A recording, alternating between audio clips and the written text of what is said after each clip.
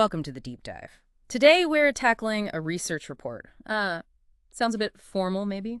A six-step model for developing competency frameworks in the healthcare professions. Yes, from Frontiers in Medicine, December 2021. But don't let the title put you off. Right, because fundamentally it's about figuring out what it means to be, well, good at your job in healthcare and how we define that. It has, huge implications. Exactly. These competency frameworks, they're sort of the blueprints for professional practice. They spell out the skills, the knowledge, even the attitudes needed. Mm-hmm. And this report from Alan Batt and his colleagues, Monash University, Queen's University, University of Toronto, it really tackles a tricky problem. How do we actually make these blueprints so they're clear, useful, and consistent? And for you, the learner listening in, our mission here is to, well, pull out the key stuff from this report, like the quick guide version, but making sure you get the core ideas. Whether you manage healthcare teams, design training, or you're just interested in how standards get set, understanding this six-step model, it offers some really valuable perspective, I think. We'll try to hit the surprising bits and the practical takeaways, definitely. Avoid getting bogged down. So what's the big problem they identified right away? Well, what's striking is that even though there are tons of these frameworks out there, the authors found there's often a real lack of clear, consistent guidance on how to develop them properly. Oh, okay. So this inconsistency, it leads to frameworks that can look really different, use different methods, and maybe more importantly, they often aren't evaluated properly to see if they even work as intended. Which could mean they don't fully capture everything important, right? Like teamwork or those non-technical skills. Precisely. Things like non-technical skills, structural issues, teamwork, those can get missed if the development process isn't robust. Okay, so let's dive into their model. Step one, plan. Sounds fundamental. It is. This is all about laying the groundwork. The report really stresses how vital it is to nail down the purpose, the intended uses, and the scope right from the get-go. Okay, so why are we making this framework? What will it actually be used for? Exactly. Is it, say, to figure out competencies for different professions working together on patient care? Or is it maybe to check if a new graduate is ready for independent practice? Those are different purposes. And the scope that sets the boundaries. Yeah, precisely. Is this for a super specific role, maybe like paramedics in one region? Or is it much broader, covering multiple professions in an integrated care system? To find that context, clearly they talk about time, space, and place, makes the framework much more relevant. Think about, a rural GP versus a specialist surgeon in a big city hospital. Very different scopes. Makes sense. And who gets involved in this planning? Step one talks about identifying key stakeholders. Right. And it's a wide net they cast. Patients, families, the professionals themselves, educators, regulators, employers, even partner professions they work with. So it's not just the experts sitting in a room. Definitely not. And getting them involved early isn't just like a formality. Their different viewpoints are what make the framework actually relevant to the real world. Okay. Understanding their needs early on helps you see potential blind spots, make sure it addresses actual needs, and, it paves the way for their input later and for evaluating it down the line. What else influences this planning stage? The report mentions a few practical things, too. The group's mandate, how much time and money you have, the team's experience, how established the profession is, even using consistent language. All that shapes the planning. Got it. Okay, that leads nicely into step two. Identify context of practice. So this is about the where. Yeah, but it's deeper than just the job title or hospital name. It's exploring the actual environments where people work. The report makes a point. Practice exists, and crucially, it can be defined. So developers and stakeholders need to work together on this. Exactly, to really understand the details of where the profession operates. What's its role in the whole system? Who do they interact with? The goal is a really comprehensive picture relevant to the scope you set in step one. How do you actually do that? They suggest three approaches. That's right. First, you can look at what's already out there. Like job descriptions. Yeah, job descriptions, policy documents, government statements, research literature about the profession, maybe evidence of how roles are changing, or even where existing frameworks seem to fall short. Okay, kind of an analysis of existing materials. What's the second approach? It's called developmental evaluation. It sounds a bit academic, but the idea is to build valuation right into the development process itself. So learning and adapting as you go. Exactly. Continuous monitoring, feedback loops, adjusting the framework development based on what you're learning in real time. Interesting. And the third, you mentioned systems thinking. Yeah, using systems thinking. This means looking at healthcare not just as individual roles, but as interconnected systems. Micro, meso, macro levels. Right. Micro is like the patient-clinician interaction. Meso might be the team or the clinic. Macro is the broader policy environment, funding models, societal factors. And understanding how these levels influence practice. Precisely. Their table 2 gives examples of how you might explore these observing interactions at the micro level, analyzing organizational structures at the meso, looking at health policy at the macro. It feels like a much richer way to understand practice than just a list of tasks. It is. It's about seeing the bigger picture, the complex systems where people actually work. All right, so we've planned step 1, identified the where, step 2. Now step 3, explore practice. This is the what, right? What do people actually do? Exactly. Practice is defined as something people do. So this step is about developers and stakeholders digging into the actions, the behaviors, the activities that make up competent performance within those contexts we just talked about. What kind of questions guide this? Things like, what does someone in this job actually do day to day? Does it change much depending on the context? And importantly, what do patients and society expect from them? Okay, and how do you find the answers? What methods do they suggest? Well, you need to pick the right tools for the job. The report stresses choosing methods that are practical, but also really align with your framework's goals. So things like interviews, focus groups. Yep. Interviews, focus groups, surveys, detailed job analysis, analyzing policies again. Table 2 lists quite a few options. And you might need more than one method.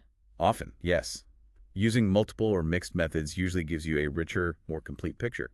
But the key thing they emphasize is having a good reason why you chose those methods. Making sure they're fit for purpose. Right. And thinking carefully about how you use them, like what order do you do things in? How do you combine the information you get from, say, interviews and surveys? That makes sense. You need a plan for integrating different kinds of data. Definitely. And they also bring up representativeness. Making sure you hear from everyone. Yeah, ensuring your sample, the people you interview or survey, actually reflects the diversity of the profession and stakeholders. You might need specific strategies to include underrepresented groups. Equity is important here. And combining all this data requires judgment, right? It's not just number crunching. Absolutely. There's an interpretive element. Developers need to think about the stake or weight they give to different data sources, how they merge them, when they integrate them, how they analyze it all. It's a thoughtful process. Okay, so we've planned, identified context, explored practice.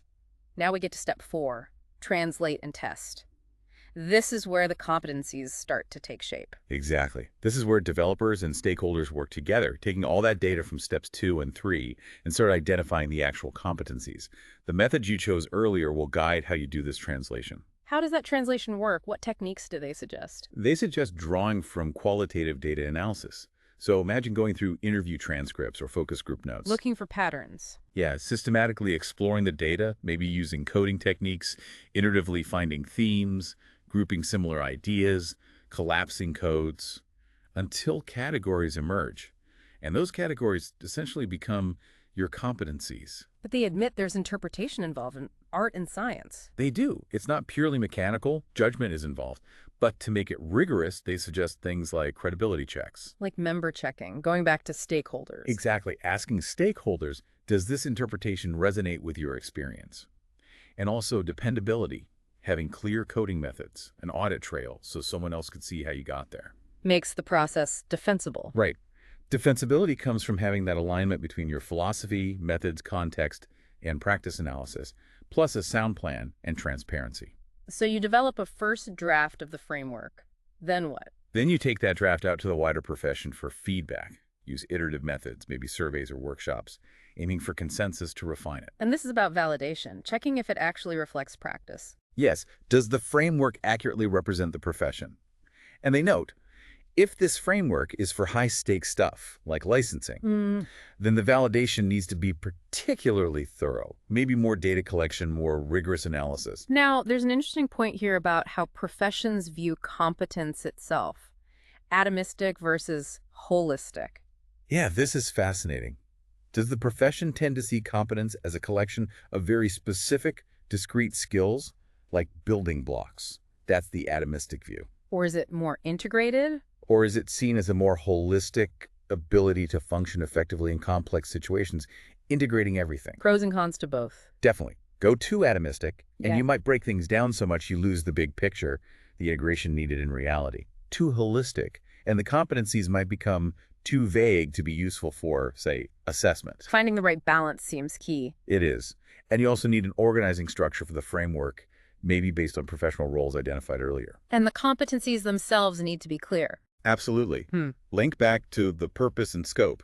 They should blend knowledge, skills, attitudes, etc., be easy to understand, recognizable in practice, and crucially, demonstrable or accessible. And they mentioned looking ahead, too, future-proofing. Yeah, not just what is competent practice now, but also thinking about what will be needed soon, or even further down the line due to new tech or changing healthcare needs. Okay, framework developed, tested, refined. Step 5 is report, getting the word out. Right.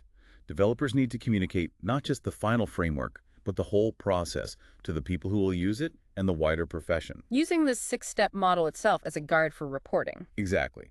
The model provides a logical structure. Report on the purpose, uses, scope, who was involved, how context was identified, how consensus was built, the methods used, the data analysis, any evaluation done along the way, and the reasons for the decisions made. Why is this detailed reporting so important? They point out that historically, reports often just presented the final framework, the output. Without the how we got here part. Precisely. And without that detail on the process, it's hard for users to judge the framework's validity. Does it really measure what it claims to? Or understand its limitations? Which makes it harder to adopt or evaluate later on. Creates real obstacles.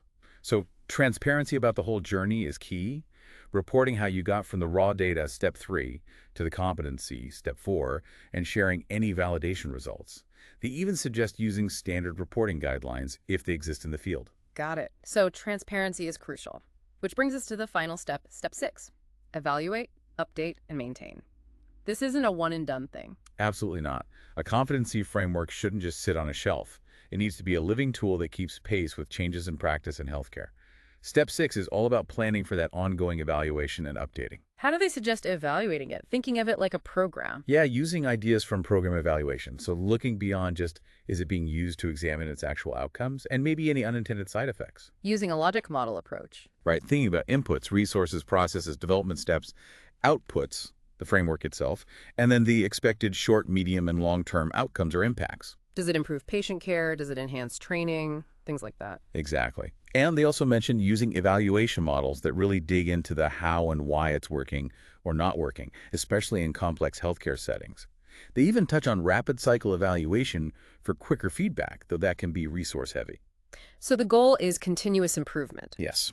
Set up an ongoing process to assess the framework's development, the output, and its impact over time. That evaluation then feeds back into revisions. Validity isn't final. It's maintained through this ongoing scrutiny. The living document idea again. Exactly. Allows for dynamic updates as things change. They suggest moving beyond just a fixed review cycle, like every 5 years, and instead considering updates when specific factors signal a real shift in practice, like major tech advances or new care models. So wrapping this up for you, the learner, what are the key takeaways here?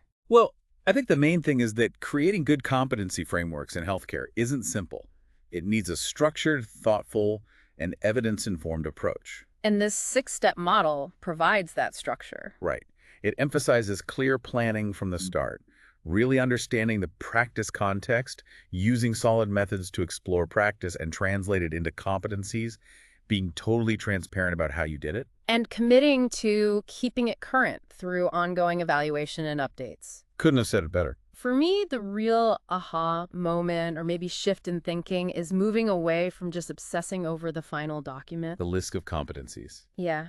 And instead, really valuing the process itself, the stakeholder engagement, the theoretical grounding, admitting it's complex. Absolutely. And recognizing that healthcare changes constantly, so the frameworks have to be dynamic too. That need for ongoing evaluation is critical. Definitely. It leaves you with some interesting questions, doesn't it? Like with healthcare getting even more complex, more interconnected, how might this model need to evolve further?